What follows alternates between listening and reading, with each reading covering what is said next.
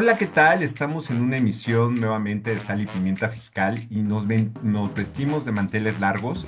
Hoy está con nosotros el contador Vicente Romero Said y agradecemos su participación como siempre en este programa.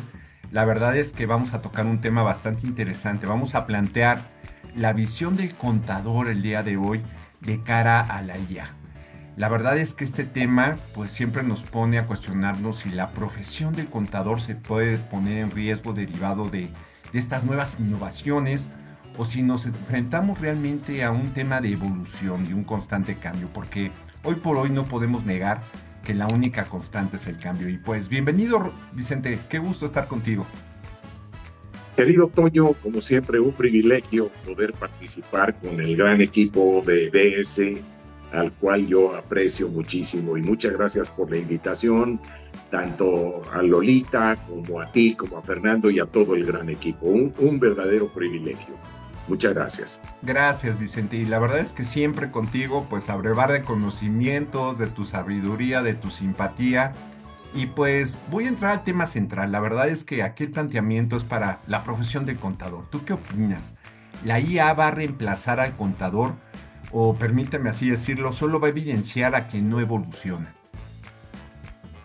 Yo creo que esta última, Toño, yo creo que esta última, sin duda.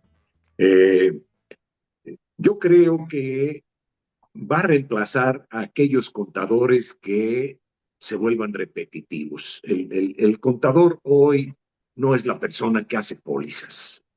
Hoy el contador debe representar, yo lo quiero asimilar como un médico, pero de empresas. Es decir, tiene que cuidar la salud financiera y fiscal de las empresas. Ese es el contador que va a prevalecer, porque evidentemente, pues el poder que tiene hoy la inteligencia artificial, pues puede sustituir muchos de los trabajos que históricamente había venido haciendo el contador, pero no todos, no todos. Totalmente. Y fíjate, esta parte donde tú dices que hoy el contador dejó de hacer pólizas a través de por la IA, ¿cómo podríamos definir a este nuevo contador en este contexto de la IA y de toda esta tecnología? ¿Qué es lo que lo va a hacer diferente hoy, mi estimado Vicente? Lo va a hacer diferente cuando él esté enfocado en verdaderamente promover, privilegiar la prevención, el cumplimiento y la generación de información financiera que permita tomar decisiones.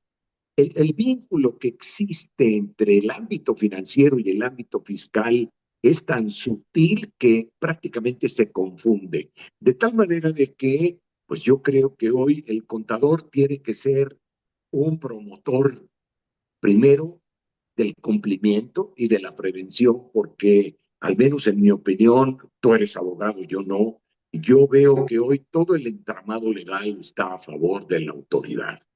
Entonces, hay inclusive amigos míos, abogados, litigantes en materia fiscal, que opinan que optar por el litigio fiscal debe ser la última instancia y siempre y cuando tengan alguna certeza de poder ganarlo. Por lo tanto, yo creo que hoy el contador, además de otros muchos profesionales que están vinculados con el cumplimiento fiscal, como los abogados, como los economistas, como los administradores o incluso algunas ramas de la ingeniería, deben optar precisamente por privilegiar la prevención y el cumplimiento. Y creo que ahí tienes un punto muy sensible y permíteme decirlo toral. Hay que cambiar el paradigma. Hoy por hoy, y coincido totalmente contigo, en el hecho de que muchos empresarios, todavía muchos directores de empresa, incluso contadores, tienen la visión de si me meto en un problema con el SAT, lo voy a litigar y me voy a ir a un juicio y probablemente lo puedo ganar o no.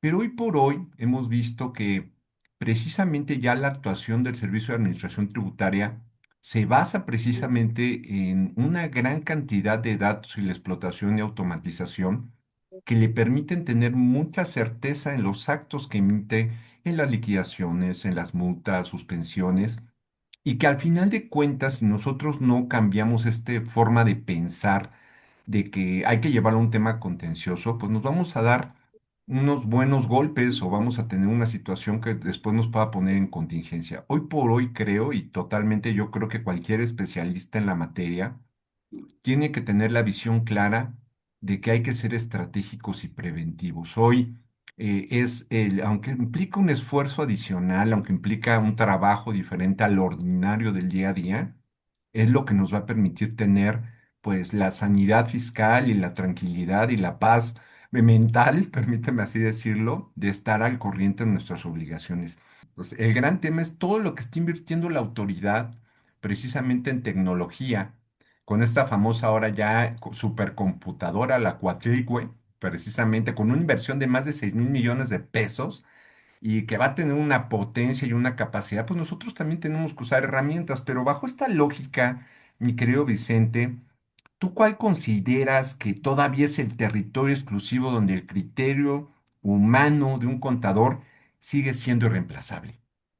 Yo pondría por encima de todo el criterio profesional y la ética.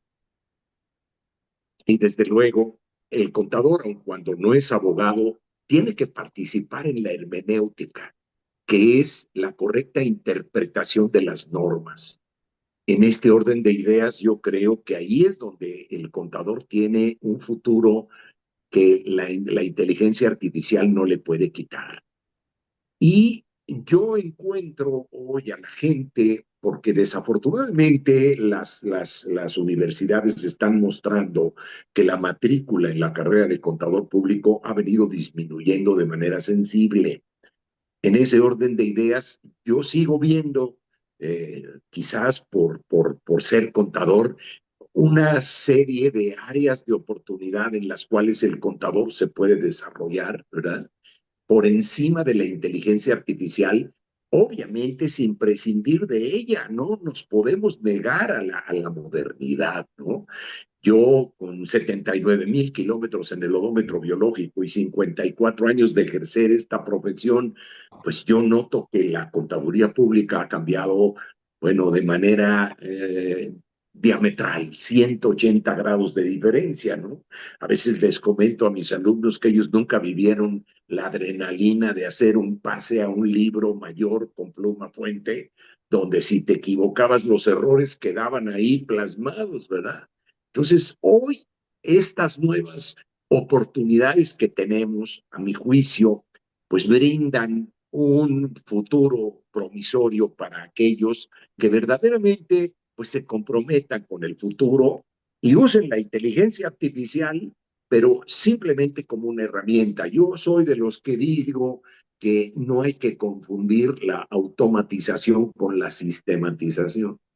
Eventualmente el imaginario colectivo, yo he notado que cree que automatizando se pueden resolver los problemas. Y yo digo que si la automatización es tan benéfica, pero que si no está precedida por una sistematización, lo que va a ocurrir es que vamos a cometer los mismos errores que antes, pero de manera más rápida. Por lo tanto, pues, digo, hay que adaptarse, ¿verdad? Al cambio y en este orden de ideas, pues yo insisto, veo muchas áreas de oportunidad para un contador, no solo en la generación de información financiera, que es algo de lo que tiene como característica fundamental el área contable, en el sentido de producir información que le permita al usuario tomar decisiones.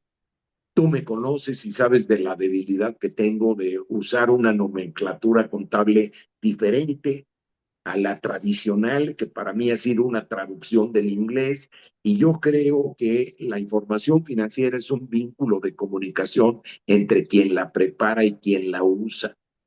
Pero a mayor abundamiento, hoy la parte fiscal tiene tanta relevancia en esa información financiera que hay una convivencia, ¿verdad? De ambas cosas, en donde hoy el contador pues puede tener oportunidades muy promisorias de desarrollo en áreas como auditoría en todos sus síntomas, ¿verdad? Incluida la auditoría forense, puede tener participación muy activa en precios de transferencia con el propósito de vigilar el cumplimiento del principio de plena competencia fiscal, en prevención del lavado de dinero, en hidrocarburos, ¿verdad? Controles volumétricos, conciliaciones en este sentido, que hoy, aun cuando la inteligencia artificial puede hacer el proceso de automatizar las conciliaciones, el contador tiene una gran participación en conciliar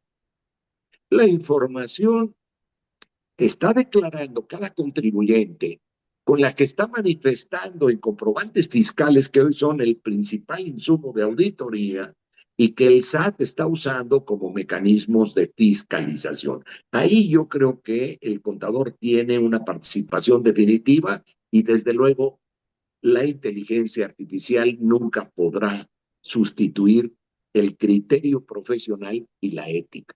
Definitivamente lo que tú contemplas, Vicente, pues es algo muy cierto. Hoy por hoy, el criterio, ese feeling que tienen los abogados, los contadores, el profesionista, nunca se va a poder sustituir precisamente con la IA, pero sí, obviamente es una herramienta que nos permite facilitar y tener una integración de información de manera muy ágil y efectiva.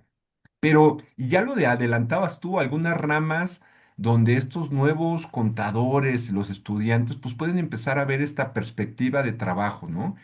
Pero igual, y hablando precisamente de esta hermenéutica de la ley, pues este año fue un año pues bastante, permíteme decirlo, atípico en cuanto a que la autoridad siguiendo esta secuencia pues ya empieza ahora sí a adoptar de manera más efectiva y ardua la tecnología y nos impone retos como contribuyentes y como empresarios para hacer frente a una serie de actuaciones como ahora la famosa auditoría express o la auditoría abreviada que tiene que ver una vinculación con los comprobantes falsos y también pues ya el implementar en todos sus procesos de fiscalización pues la explotación de datos, la automatización, el videograbado, también pues ya ejercicios también de tecnología que arropan ya los procesos de autoridad. La verdad es que en esta carrera que llevamos, la autoridad con todo este poder que tiene pues, del imperio gubernamental y de la capacidad que tiene, pues ahora sí ya cada vez está haciendo más mano de la tecnología, de la IA, de la analítica de grafos, de la automatización y de procedimientos con alta velocidad. Y bueno, esto nos implica un reto. ¿Qué podríamos comentar de esta reforma y qué retos nos implica que tendríamos que llevar de la mano de la tecnología, mi querido Vicente? Híjole, me parece muy interesante tu pregunta, Toño, porque ya hablabas tú de Coatlicue, con la capacidad que va a tener. Es decir, según la propia información del gobierno, que cuando terminen de armarla, esto les tomará 2 años, y su capacidad va a ser para procesar grandes volúmenes de información. Entiendo que dicha capacidad oscila en los 314,000 billones de operaciones por segundo. Qué Eso, locura. eso nos obliga, ¿verdad? De manera concomitante con esta reforma, específicamente de lo que tú hablabas, de esta visita abreviada de 24 días hábiles, en donde el SAT puede llegar ahí cuando presuma que un contribuyente está emitiendo comprobantes falsos. Esto es lo que nos pone, ¿verdad?, ante la realidad de decir prevención y cumplimiento, atendiendo a que hoy, insisto, el principal insumo de auditoría es el comprobante fiscal digital. En ese sentido, ¿verdad?, pues tú me conoces, sabes que yo tengo mi personal forma de llamarle a las cosas. Los abogados dicen que la ley suprema es la Constitución. Yo ahí discrepo un poco porque para mí la ley suprema se llama diccionario, porque ninguna norma puede ir más allá del significado de la palabra, incluida la Constitución. Y cuando hablo de normas, querido Toño, estoy hablando de todo tipo de normas, desde las contables. Por eso yo uso una terminología diferente. Yo no le puedo llamar depreciación, ¿verdad? Porque en mi opinión, ningún contador tiene la capacidad para determinar cuánto pierde de valor un bien. Entonces, en ese orden de ideas, cuando hablan de comprobantes falsos, yo tengo mi principal óptica en otro sentido. Yo creo que hoy el comprobante no es falso, porque finalmente quien lo está timbrando es el SAT. Claro. El contribuyente lo remite al SAT, para que este último le ponga el folio y le ponga el sello. Entonces, ¿quién está timbrando el comprobante? La autoridad. Entonces, eso que digan que los comprobantes van a ser falsos, yo no coincido. En mi opinión, estamos hablando ante una figura, y tú que eres el abogado, que sabes mucho más que yo de eso, una figura que existe en el derecho mexicano hace años y que se llama falsedad ideológica. Cuando alguien, ¿verdad?, intenta amparar un acto inexistente con un comprobante privado o público, un documento privado o público. Entonces, estamos, yo creo, ante una falsedad ideológica cuando el SAT presuma ello, de tal manera de que hoy se le añade un ingrediente, un requisito sustantivo, lo llamó la autoridad, en el sentido de que los comprobantes deben amparar operaciones existentes, verdaderas o actos jurídicos reales. Y ahí es donde surge precisamente la importancia de que el ser humano tiene que estar por encima de la IA para poder acreditar que cualquier acto jurídico llevado a cabo por un contribuyente que está emitiendo comprobantes existió, fue verdadero y tiene una existencia objetiva. De tal manera de que esto solamente, a mi juicio, se puede resolver a través de una adecuada trazabilidad en la empresa para poder acreditar todo eso. Y nuevamente volvemos a lo que comentábamos en un principio, ¿no? Prevención y cumplimiento es lo que debe privilegiarse. Y eso lo tenemos que hacer todos los profesionales, con independencia de la profesión que estemos ejerciendo, que estemos enfocados en la atención del cumplimiento de las obligaciones fiscales de cualquier empresa o entidad en México. No, y esta parte que tú comentas, creo que es cuando hoy por hoy la autoridad, y hablando del diccionario y de estos conceptos abstractos hasta cierto punto, hasta filosóficos, ¿no? A hablar de conceptos de verdad, de realidad, de existencia, y que van muy de la mano de otro concepto que la autoridad hoy por hoy pues no lo ha definido, que es la materialidad, ¿no? La capacidad de tener elementos que generen testimonio de la factura y como bien dices tú, interesante, ¿no? Primer planteamiento es un requisito que le asignan sustantivamente a una factura, pero que no está integrado propiamente en la factura, sino se integra a través de una serie de testimonios que le tienen que dar trazabilidad y un poco a los escuchas que entender por trazabilidad. Desde que voy a buscar y a contratar a un proveedor, las licitaciones que estoy haciendo, posteriormente la aceptación, el intercambio de información ahora con prestadores de servicios, que todo puede ser remoto, de la información que está dándose por este servicio, pólizas, listas de asistencia, cuando estamos hablando de servicios de transporte, pues las minutas del viaje, los traslados, entregables finales, reportes finales que permitan precisamente fotografías que permitan integrar esto, pero aquí también entra este componente de la auditoría abreviada que, como bien dices tú, son 24 días, pero 5 días para presentar pruebas y en donde todavía la autoridad te amaga y te dice en ese propio artículo 49 bis, y cuidadito, porque yo tengo que valorar que estas pruebas sean pertinentes. O sea, no vayas a hacer que me quieras aventar ahí el comal de la olla, la bendición papal, la fe de bautizo. A ver, no, yo voy a valorar bajo qué criterios esta prueba que me estás metiendo va a ser pertinente, ¿no? Y ahí en 5 días integra evidencia que le dé toda la trazabilidad. Si en ese momento lo queremos hacer, no lo vamos a lograr. Tenemos que irnos en un tema ya de prevención y automatización para ligar esta información a través de herramientas tecnológicas automatizadas. Y ahí es un reto bien interesante, ¿no? No sé, ¿tú qué opinas con esta idea de este concepto abstracto en donde la autoridad hoy por hoy no nos define estos conceptos? Y no quisiera pensarlo, pero a veces creo que hasta maliciosamente no da elementos objetivos con la intención de que caigamos en el error.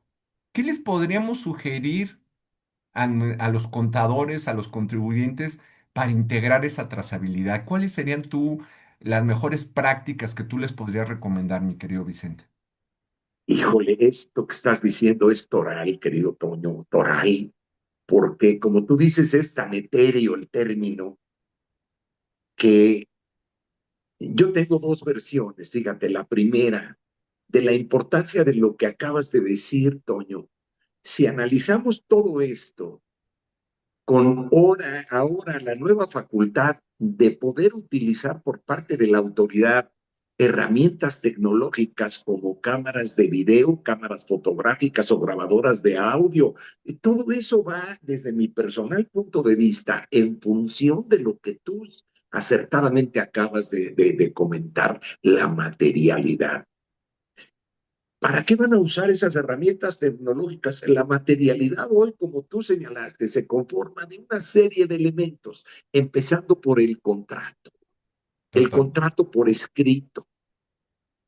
Y si me permites, voy a señalar lo que mi experiencia me ha mostrado. El contrato no es una hoja de papel, es un acuerdo de voluntades. Y hoy, desafortunadamente, hay que procurar tenerlo por escrito de todos tus actos. Y esto a veces la gente piensa que necesitamos incluir un área legal en nuestras empresas para poder satisfacer ese requisito y no necesariamente. Te voy a poner el caso del ejemplo más común que yo veo en donde los contribuyentes suelen deshacerse del contrato. Una empresa que produce un artículo y lo comercializa necesita vehículos para entregar esos artículos. Esos vehículos tienen que ir a servicio periódicamente.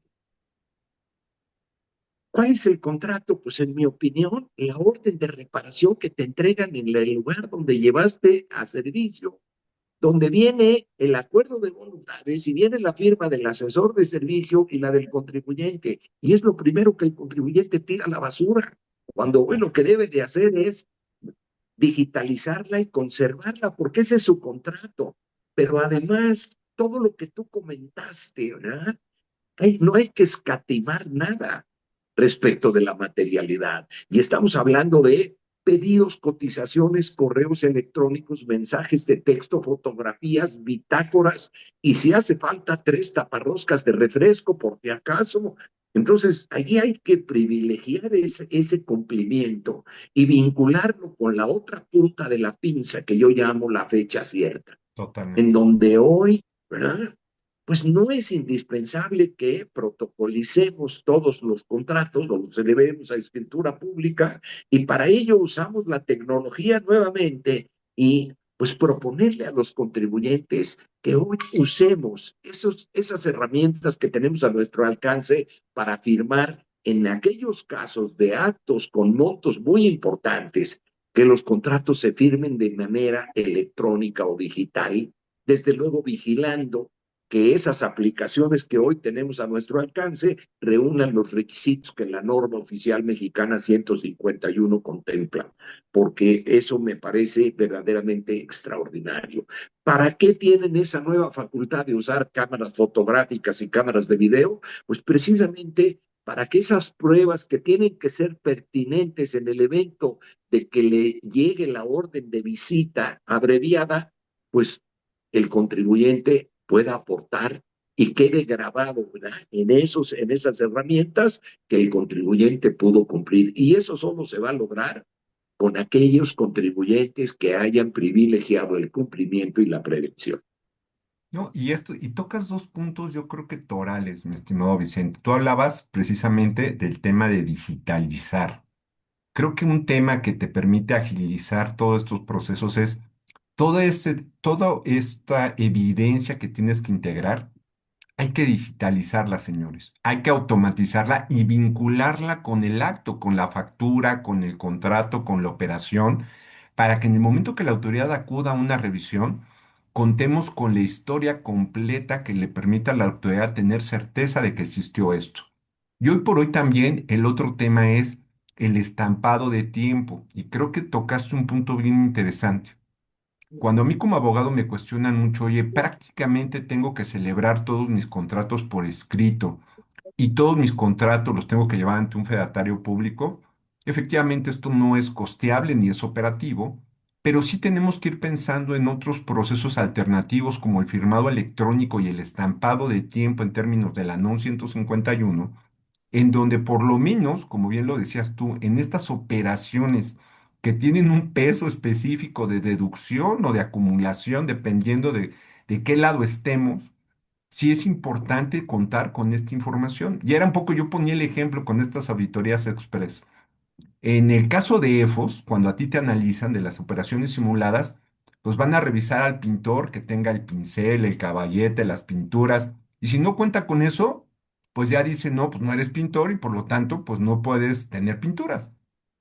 Pero en el caso de las facturas falsas es más dramático aún. Vamos a suponer que este pintor es un pintor muy vasto y exitoso y le pidieron una obra que pues no podía ahorita cumplir por sus responsabilidades y se le ocurrió encargársela a su ayudante o a su alumno y se avienta la pintura muy parecida a la del autor, la revisa la autoridad y a partir del análisis de esa sola pintura y que determine que es apócrifa, toda la obra de este vasto autor ya no existe, no tiene efecto, porque la publicación de las facturas falsas no afecta solamente a la factura, afecta al sujeto emisor de la factura. Entonces, esto se convierte en una locura. Si la mala tarde se te ocurrió al compadre emitir una factura en fin de año para que Sí, completara la deducción y tú eres un empresario en forma y que tiene operaciones y te agarraron esa factura, fastidias o le generas un problema, bueno, te generas un problema propio, pero además le generas un problema bestial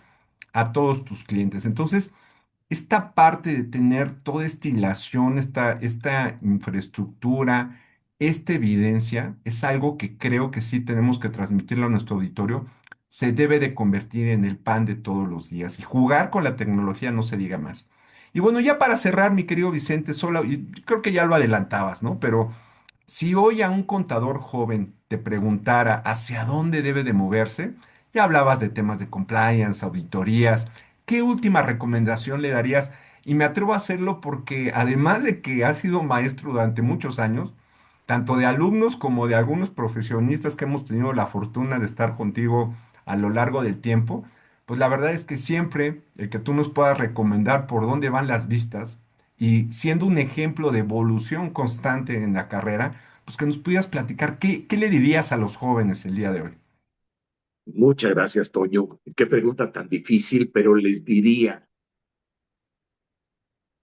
voy a apelar a Confucio. Y Confucio dijo, dedícate a lo que quieras y no tendrás que trabajar.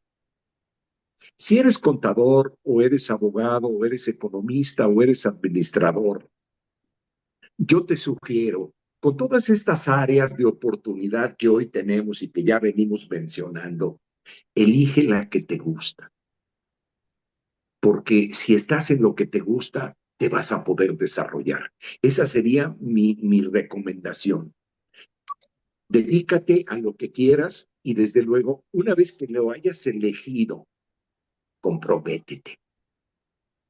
Y el compromiso implica que no obstante hoy tener esta inteligencia artificial de la que tú hablaste, que nos proporciona tanto apoyo, invertir en un estudio cotidiano y sistemático de carácter diario, porque el que no estudie se va a quedar atrás.